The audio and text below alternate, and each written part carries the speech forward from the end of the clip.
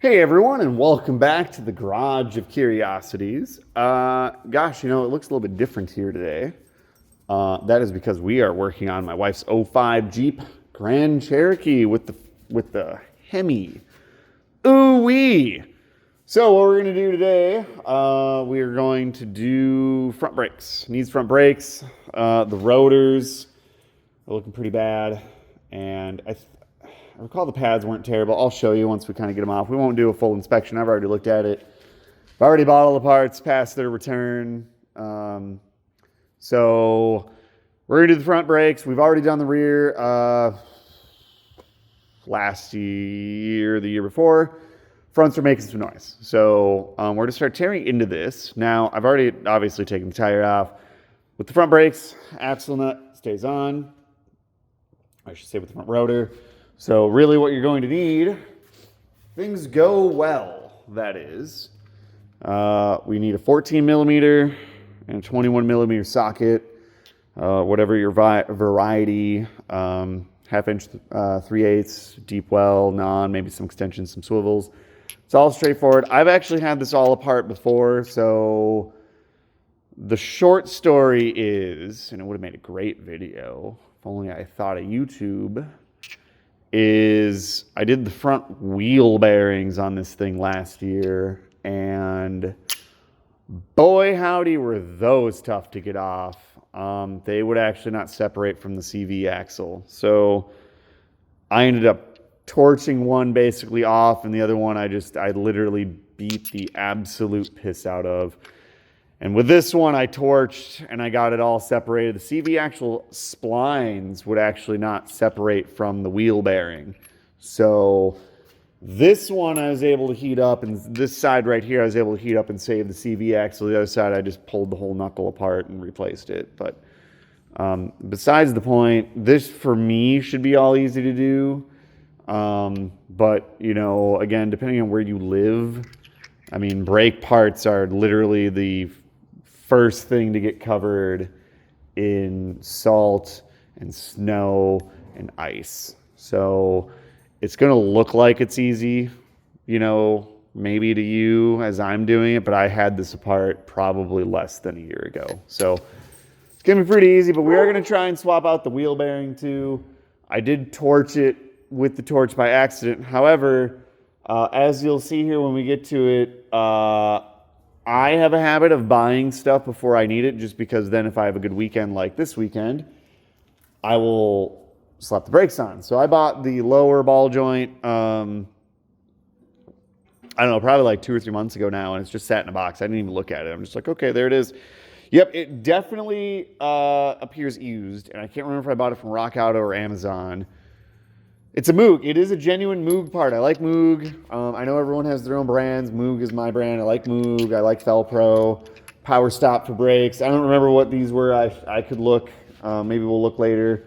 But I'm also not a part snob. I don't care. As long as it's not like the economy section of Rock Auto, I do not care.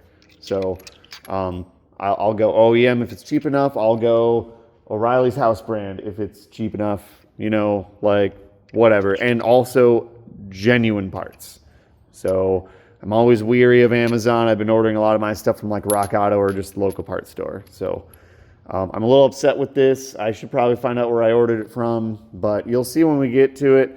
Threads appear fine, but the locking nut and the castle nut and the cotter pin are missing, and the Zerk fitting, which I have the Zerk fitting. I can go to the hardware store, get a castle nut, and I already have a kit of cotter pins too. So it's just kind of upsetting. I should do more due diligence, but I just kind of trust that it will be fine. So let's get started on this here. We'll tear this side apart, and we'll see what we see. All right, now, so like I said, first thing that we're going to do is we're actually going to take the caliper bracket off. And really, it doesn't matter which way you tighten or untighten. You can kind of do the bracket first, or you do, the actual caliper itself. It's all got to come out. We're going to clean it. We're going to grease it up. So, what you do is, again, we've got a 21 here. Jeep, I'm fairly certain, is metric. So, just kind crack those loose. Come over here. Same thing. Now if you have impact, you can use some impact, bust them loose. Again, I was just here, so they're not terrible. I'm a big fan of the magnetic drip pans too, for, you know, keeping my nuts and bolts together. I don't have any today, but they're all actually currently in use. I actually need more of them. So now, the one thing that you want to do as you're kind of loosening or even tightening is be aware of the way that you're turning. So for example, if I were to take this top one out first and I'm loosening this one, or maybe it's still tight because I already loosened both of them already, there's a chance as you're cracking this one loose because of the way that you're swinging the wrench, you're going to pull this all back and it'll get very annoying. And the caliper right here is the same way. So you want to be mindful of that. You know, if you catch it soon enough, it's not that big of a deal, but like, especially when you're trying to put stuff back together and you have, you know, essentially parts, you know, starting to move and get in the way, it gets very annoying very quickly when it's like, oh cool, I'm going to tighten, and all of a sudden the whole bracket's moving. That's not very cash money. Now what I'm going to do, I'm going to leave this one in, and we are going to crack the caliper loose. So, again, righty-tighty, lefty-loosey, or I'm a clockwise, counterclockwise kind of person. Feel like that's how you're big braining the way to remove this. And, you know, again, I make it look easy only because I am the one, or I should say not I am the one. I mean, I am the one who did it, but I've removed these, you know, not even a year ago. So they've all been lubed up.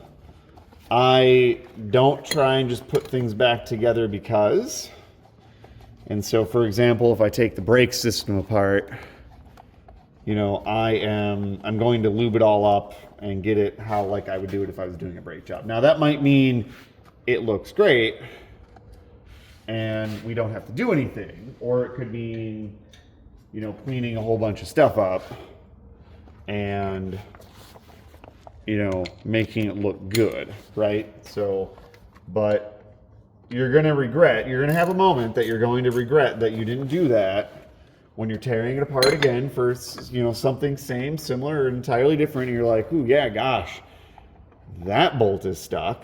Why is that? I just had it out.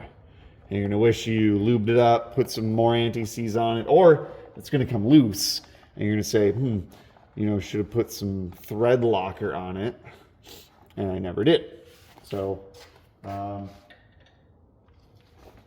you know, or it's, you know, temporary until it's not, right? So, all right, so we got this apart. Let me put my tools down. It's hard with some claw hands, you know. Very tricky with claw hands, but, you know, I don't know. I had a surgery done. This is kind of what they did to me. I don't know, man. I just went to the doctor and I walked out with far fewer fingers.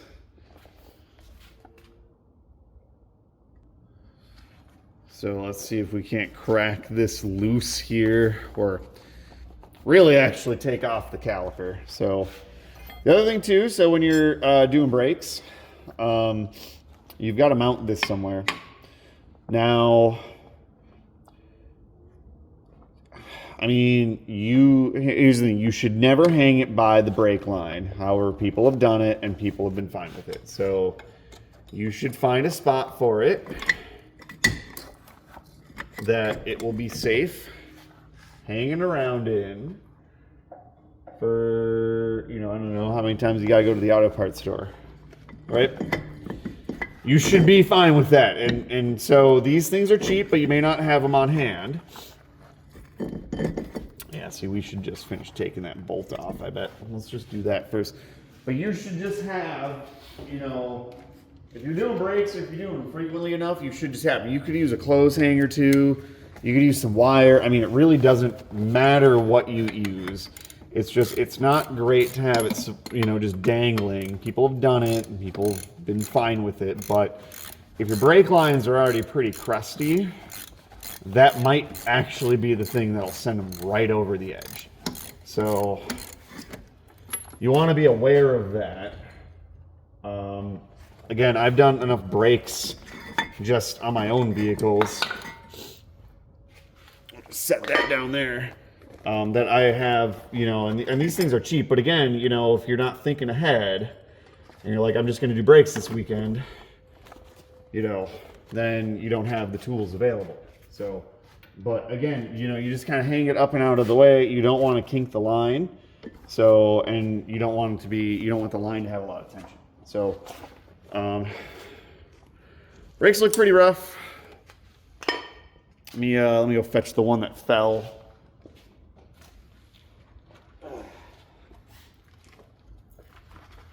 Brakes look pretty rough. I mean, they're not super low, but you know, you can kind of see a lot of wear in them, a lot of grooves. Since we bought this car, I have not done the brakes on the fronts. So this is, you know, probably the original. We're not quite up to the squealers. 1 second.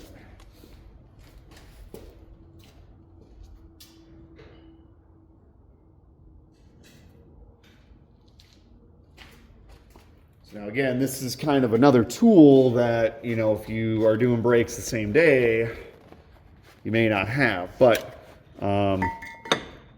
you know, if you like turning wrenches in your free time, you know, or if you want to make a side hustle, having a brake gauge is actually very helpful. So what this tool does is it kind of, you know, tells you where your pads are in life. So, you know, we can kind of see here, and this is all that you do.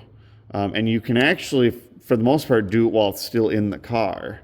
So, you know, we've actually still got, arguably, you know, a decent amount of pad life left. But these rotors are spanked. In fact, I'd almost say we got, what is this? What does it say? 8 mil. I mean, this is, I mean, yeah, so we're probably at like a 7 mil, so it's like just hitting the yellow. So that's for one of them. And then, you know, the other one, you know, yeah, I mean, probably about 7. So, I mean, theoretically, these pads would still be okay. Now, the thing is, too, with a lot of this, and part of the reason why it's kind of important to maybe just know your own vehicle is, you know, then you can know if the dealer's screwing you, too. These are cheap, and for the most part, if you can fit, or if you're comfortable getting under the vehicle, you should be able to do this without taking the tire off. So if you're like, okay, well, I'm going to take my car in for service, you could even measure your own brakes. Now, I would like to think that all the dealers would be, you know, honest, but we know that doesn't always happen. So, you know, if you feel like checking yourself, you could do this. It's not a big deal. It doesn't cost that much. I don't know. I think it was 15, 20 bucks. Honestly, I've owned it for so long, I don't even remember. So, but, you know, and again, that's kind of the options yours on what you want to do.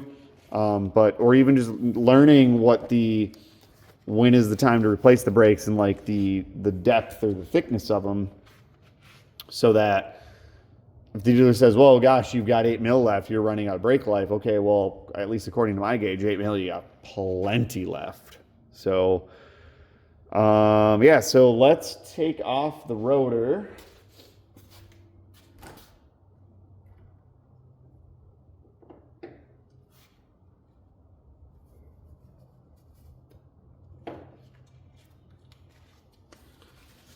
Let's see what mysteries we have here. Yeah, see, that's yeah, this is, I mean, look at that like wear on the back though. These pads were rough.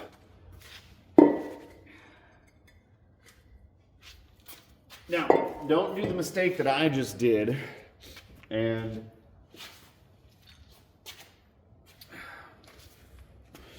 one of these has a squealer on it. One of them don't. They usually go on one side or the other. There's different philosophies to your squealer. I've heard people say it belongs on the inside, but then I've also heard people say it should be on the trailing end. So it'd be, in this case, because it's the driver's side, the wheel is turning this way, right? So it would actually be on the bottom. I've heard people say it should be on the outside. And again, same thing, it could be on the top or the bottom. So different options. So I'm going to go look on the other side eventually. I also arguably don't really care which side it goes on. It'll just go on where it goes on. But don't make the mistake I did. Make sure you check first. And then, because it can be important. Especially if you don't want to go down the rabbit hole and spend an hour researching where it should go. Just put it back where it came off of. So, because you're going to start browsing auto forums and people are going to have their very own opinions over where it should go or where it shouldn't go. So I personally don't really care. I'm not really that concerned about it, but some people get a stick up their ass about it. So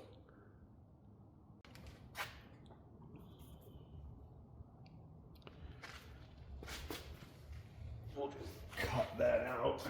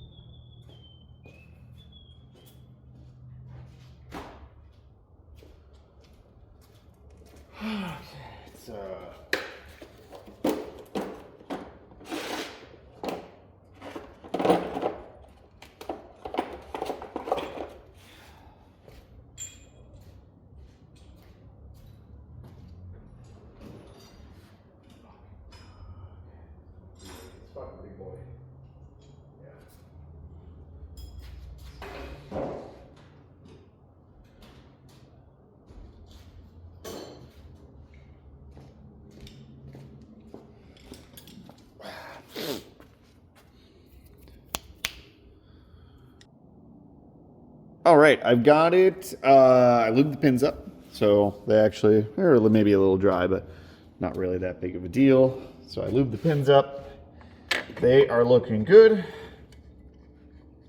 Now, what we're going to do is we're going to pop this bracket back on. So make sure your wrench is set to tighty. So we set the bracket on first. Now, the one thing that you could do, and I say this speaking from my $500 beater truck, is actually test and make sure the pads fit first. This bracket looks all right, but for example, if you're experiencing a lot of rust jacking, like if your bracket just looks rusty, you might want to dry fit, because the brakes are supposed to have a very tight fit. Usually these brackets are kind of a spring load. I don't know a good way to explain it, but they're supposed to provide tension so your pads don't move, right? So if there's even a teeny bit of rust jacking, you're probably not going to get those pads on. I actually spent a good portion of like a half hour just getting one set of pads on, because I don't have a sandblaster and I didn't really have a good way to grind that material down. So you just got to be very careful. Now, you could grind the pads off, and by that I mean so for example, this is what goes into the bracket. So for example, if it's a really tight clearance, you could grind off a little bit of that, but manufacturer does not recommend it. But I've done it one other time. So I'm not saying it's the right thing to do, but again, you're in a pinch, it needs to get done. What are you going to do, right? Like, you need to get to work tomorrow, and you need to get those pads put back on so you can drive, or maybe your wife, your girlfriend, someone needs to go to the doctor tomorrow, or auto parts store ain't open on Sunday and you don't really know what to do. I'm using what you're seeing here, this purple goo, is brake parts lubricant.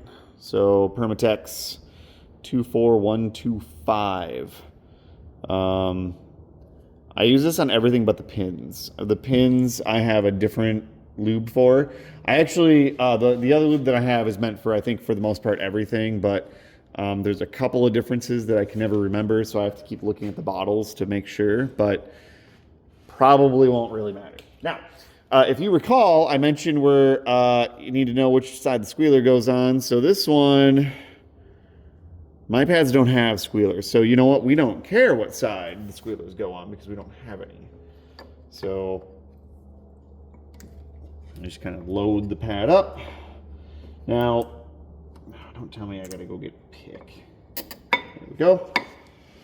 Load the pads on. Ideally, you want to try and stop getting, you don't want to get grease on these, but a little grease didn't hurt anyone. So I kind of want to get these where they need to be. There we go. So these are in. Now, what you want to do also, and the reason, side note, I don't know if I mentioned, the reason for this brake lube, you'll usually get like a small pack with any kit of pads. It's to stop squeaks. So, you ever have that friend that's like, oh man, I just fucking did my brakes. Why are they so fucking squeaky? It's because they didn't use fucking brake lube. That's why, 100%. Brake lube should go on every kind of moving part. It should go on the back of the pads. It should go on your shims. It should go on these, your pins, and it should go here. So, on your pistons. Now, depending on how your order of lubing, you could lube just all this. I just like to lube the back of the pads. It just kind of is, I don't know, easier for me. I will say there can be a little too much lube, and you, again, also you want to use a specific type of lubrication. And the reason I say that is because brake pad grease or lube, whatever you want to call it, will stay like a lubrication, whereas if you use like a WD-40, you know, it'll kind of evaporate. This stuff should stay greasy and grimy for a long time. So, so then we just slide this on. Then we just got to get the small bolts in for the caliper. Now, also too, I'm going to say is I haven't looked at the torque specs yet. I'll probably do that in a bit here. So make sure, and I'll probably put them down in the comments or in the description, but make sure you're checking your torque specs. So your caliper bracket has a certain torque spec. Your your actual caliper bolts have a torque spec. So just make sure you're checking all that too. It's part of doing a good job is torquing. And I know I sometimes like to joke over, it's by the feels. And I will probably do that with the caliper brackets, with the mounting bracket, because I know they're supposed to be really, really tight. But if you're ever unsure, I mean, look them up. Get a torque wrench. Now, the thing I've been burning in the past is I just like sometimes you can't get, you can't get a torque wrench on something, right? It's hard, and you don't have hundreds of dollars to drop on a special torque wrench that'll do it for you. So that's kind of where sometimes you may have to do it by feels, or try torquing a lug nut at let's say 35 foot-pounds, and then just so you know what it feels like when you go to like tighten this, let's just say. But there's different ways to do it, so don't be discouraged. But be safe about it. Like, I also too will say a lot of times it's my vehicle. I don't really care what happens to it, but I try to do anything that would put like anyone else in danger. This thing fighting me. Ugh. Oh, I think we got it. Maybe. Gosh, we are so close. All the time we needed a flashlight this whole time. For some reason, it's like it's not quite getting into. It's not quite getting into that slide pin. Stop sliding around, you silly slide pin. Come on. I just need to bend it sideways. I've never, see, that was the other one not in either. Okay, so let's see. top. That might have been it. I thought the bottom one was in. So I know that one's now in. But that bottom one was sitting too low.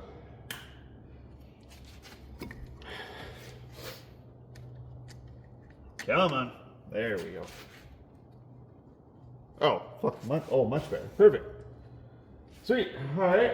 Well, then all we need to do left, all that's left is tighten these up, torque everything down, and call it a day. So I'm not going to show you the other side. It's literally the same process. So the only other thing that you want to do, I'll mention this here in a second. Let me just get these snugged up where they need to be. I don't want to leave this up here either. So the only other thing that you want to do, you know, again, as I mentioned before, is aside from checking your brake fluid once you're all done, making sure you're not over full, is your rotors come greased. Stop it rusting in the bag. So what you want to do in a perfect world, and again, I've done both, spray this down and wipe it down, right? And then, you know, you can rotate it around. I like to do it afterwards, after I'm done kind of, you know, doing everything, because, you know, your gloves get all grimy too. So hoping I don't need to go get a new canister, but I think we're all right. So you just get a towel, you know, paper towel, shop towel, doesn't really matter. Just a towel, clean it up. It helps the brakes bed a little bit quicker. I've not done it before. I will admit I haven't, but you know, it is good practice to do. If you want to do a good job, this is how you do it. So, you know, you just kind of spray the rag, spray the rotor. It doesn't really matter. Just get all that, get the oil off. Stop it rusting in the package. So